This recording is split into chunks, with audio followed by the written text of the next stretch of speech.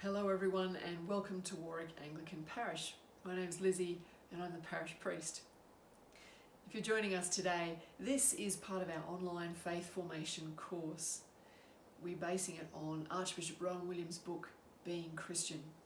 In this session, we come to the fourth and final of his Christian essentials. This is prayer. I don't know about you, but I found this chapter really interesting and also challenging. I really liked the way in which the Archbishop drew a number of ancient truths from a number of ancient sources, looking at the lives of Origen, Gregory of Nyssa and John Cassian, all of whom had something to say about the importance of the discipline of prayer to the life of faith. I've also tried to weave in a couple of other prayers from Christian pastors, practitioners, leaders and thinkers over the last couple of thousand years. So if you haven't already done so, perhaps pause the clip now and do read the prayer chapter. Note down any thoughts, comments, questions you have. Please do share those on our Faith Formation Facebook page. Email me if you'd prefer that method of communication, or if you are from the parish, you might like to have a chat. I'd love to hear from you.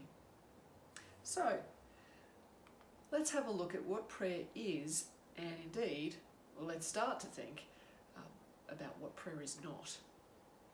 I recently watched a really fascinating documentary that, among other subjects, looked at the National Prayer Breakfast, an annual event occurring in Washington, D.C., involving many of the great and the good, senators, congresspeople, right up to the President of the United States themselves.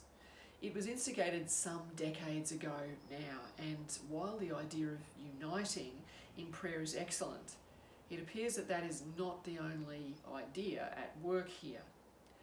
The conservative and secretive group that is largely behind it appears to have an agenda that also includes actively cultivating people in positions of power or leadership.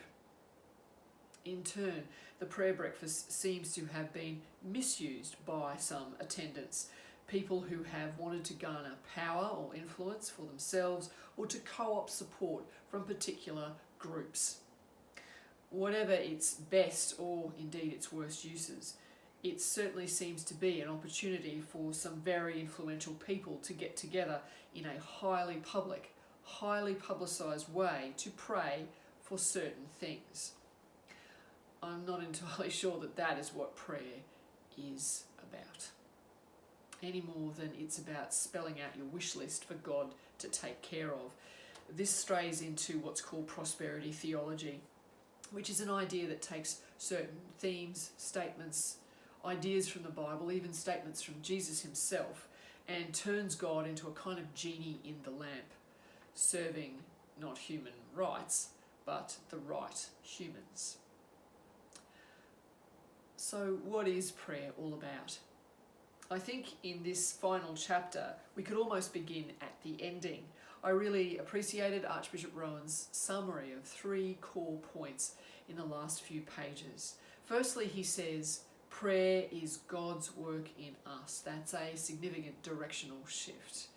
It is not about us trying to persuade God to like us or to get interested in us. Secondly, he says there is a deep connection between your prayer life and living justly. In other words, you can't just say the words and end of story. You have to live the actions. There's a little piece from the Christian scriptures, the letter of James, chapter 2, 15 to 16, that touches on this idea quite beautifully. You might like to look it up. Thirdly, he says that you have to keep at it. Being persistent in prayer is important, even when, as far as you can see, doesn't appear to be working. Prayer, he says, is your promise to be there for the God who is there for you. So what do we have? Prayer is not about cultivating or grooming God. Prayer is a conversation in which we leave ourselves open to God's Spirit within us, changing us, making clear our own hidden flaws or agendas, the ego trips and the insecurities, shining light on those things that are gifts to us, talents that we might use to bless the world, and attuning ourselves to the voice of God. In this conversation, we find ourselves transformed. I love this particular idea that the Archbishop expresses in the book. One of the most crucial aspects of prayer is to understand it as a constant growth, a constant movement into an endless mystery. I think that's beautifully put. Now, I've coupled that statement with this prayer. This is from Catherine of Siena. Catherine of Siena was a woman who lived in the 14th century, and she spoke the truth to power. She did so with courage and conviction. She spoke out particularly to the power wielded by the church in her day. Lord, she prays, take me from myself and give me to yourself. Mystery, growth, a conversation, God's work in us. These things are what prayer is about. So, how do we make a start? People will often tell me that they're nervous about prayer because they don't know the right or religious language to use. This is an important thing to remember. Jesus kept it very simple. He called God Abba, which means father, or more informally, daddy. It's a really affectionate term, an intimate term. We know that Jesus prayed often, and while we don't know what he prayed on the many occasions that he withdrew from his friends, his disciples, the crowds who were following him to be alone with God in prayer, we do know that he did this regularly through his ministry. He prayed when things were going well, and he prayed when things were not going well. Some of the prayers that we read with most depth and detail occurred during Holy Week.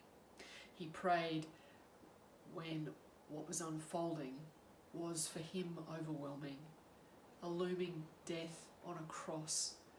He prayed on the night before he died at a place called the Mount of Olives, that if it was possible, God might take such brutal, unjust suffering away from him.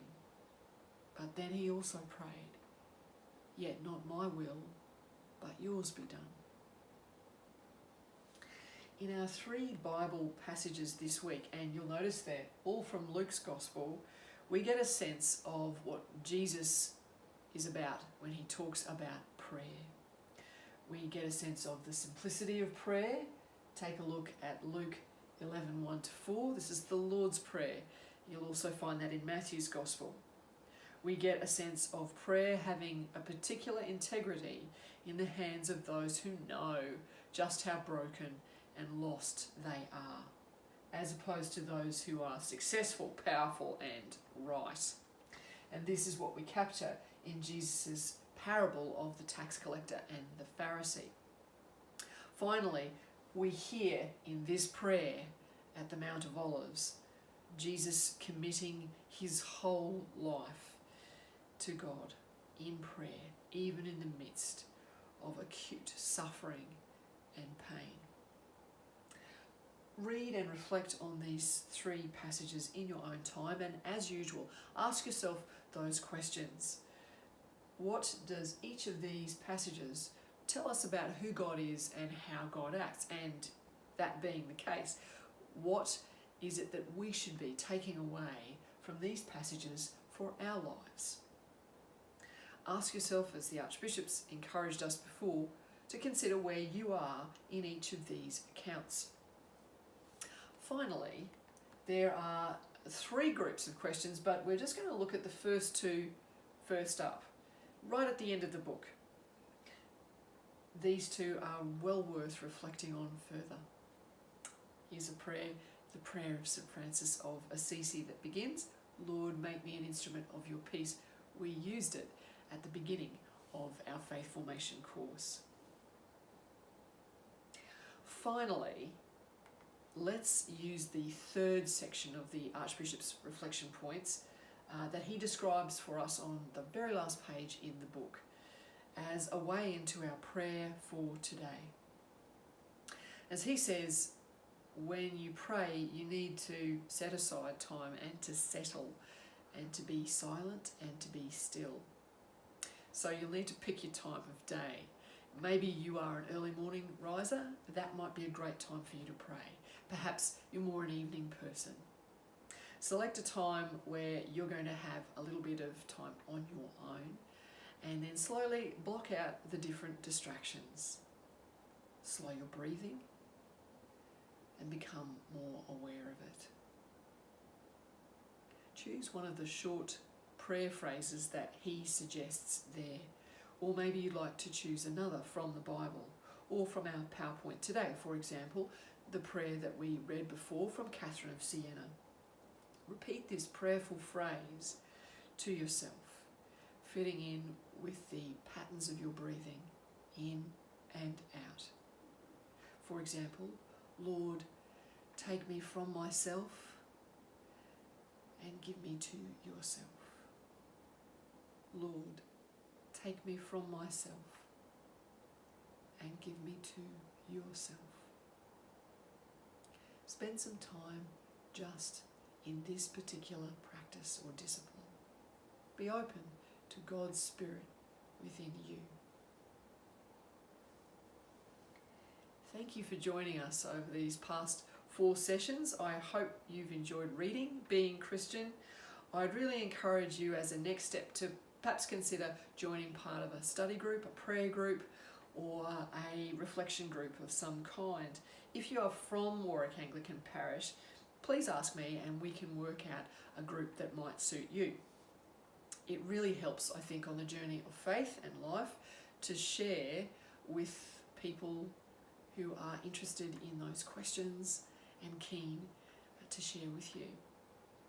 I'm going to finish with a little passage from the letter to the Philippians in the Christian Scriptures, 1 verse 6. Philippians 1 verse 6.